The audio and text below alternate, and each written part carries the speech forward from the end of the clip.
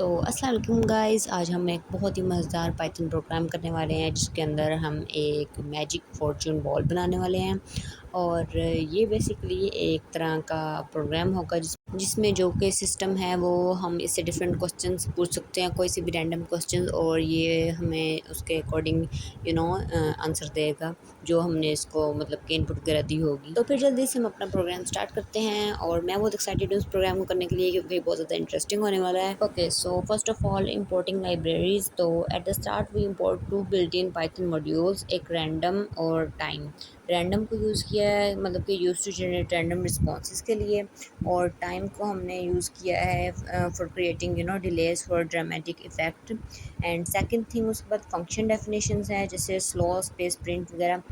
तो इसको हमने यूज़ किया है जो कि स्लो स्पेस प्रिंट कहलाता है, और ये फंक्शन जो होता है वो टेक्स्ट को स्लोली प्रिंट करवाता है, और करेक्टर बाय करेक्टर बेसिकली ये दो तरह के पैरामीटर्स में काम करता है। एक मतलब ये टेक्स्ट को डिस्प्ले करवाता है, और साथ में उसके अलावा जो टेक्स्ट में इंटरवल्स और डिलेज ऐड करने होते हैं वो भी प्रिंट करवाता है। और सबसे ज़्यादा मेन काम जो इस फंक्शन का होता है, ये टेक्स्ट को चेक करता है कि लाइक अगर कोई वर्ड अपर केस में है तो इसको लोअर केस में चेंज कर देता है स्टाइलिंग वगैरह के लिए।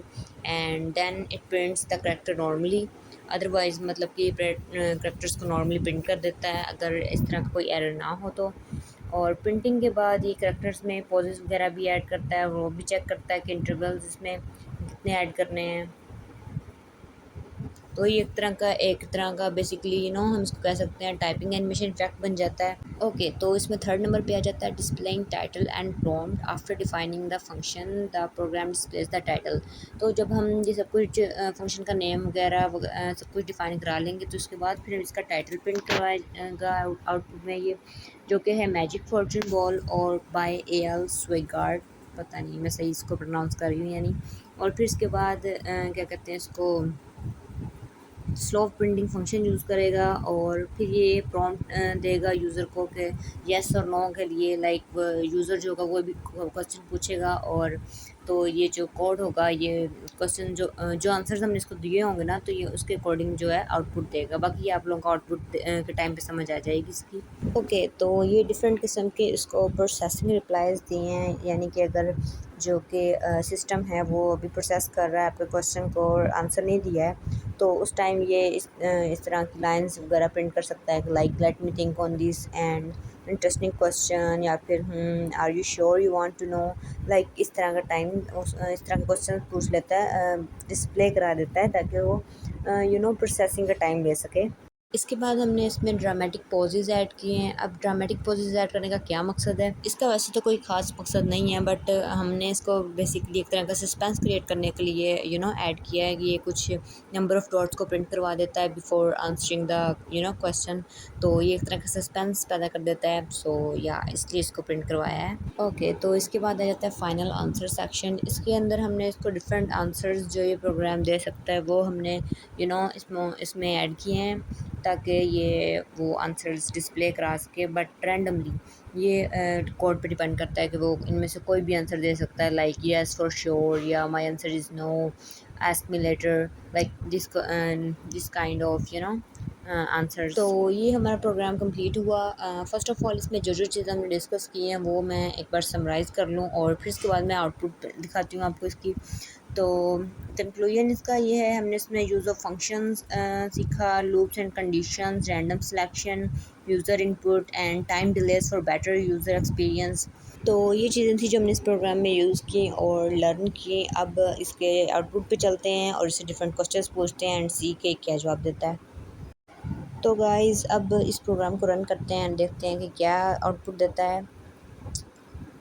ओके, तो जैसे कि आप लोग देख सकते हैं इसने हमें डिफरेंट जो है ये प्रिंट करवा दिए हैं जो हमने इसको बोले थे, डिफरेंट टाइप ऑफ लाइंस जो इसको दी थी मैजिक फॉर्चून बॉल, और आगे आगे जो भी नेम था वो, एंड आस्क मी यस और नो क्वेश्चन, ये भी हमने इसको प्रोग्राम के अंदर ही प्रिंट करवाने को बोला था।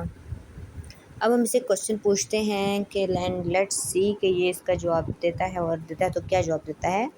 तो मैं इससे पूछती हूँ कि will I get good marks.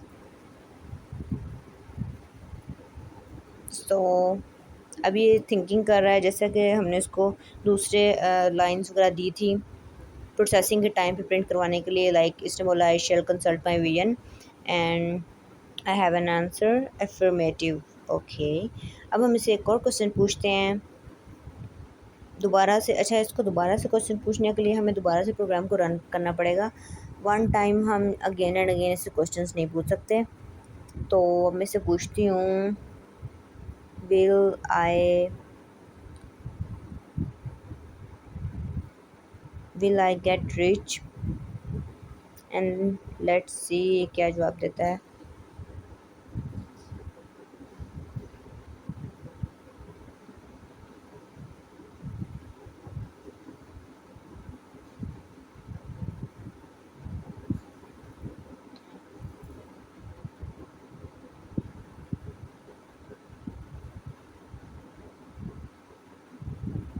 Focus and ask once more and C.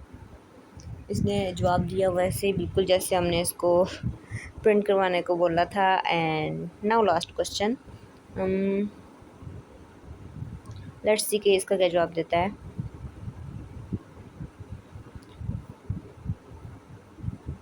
Should I eat pizza today?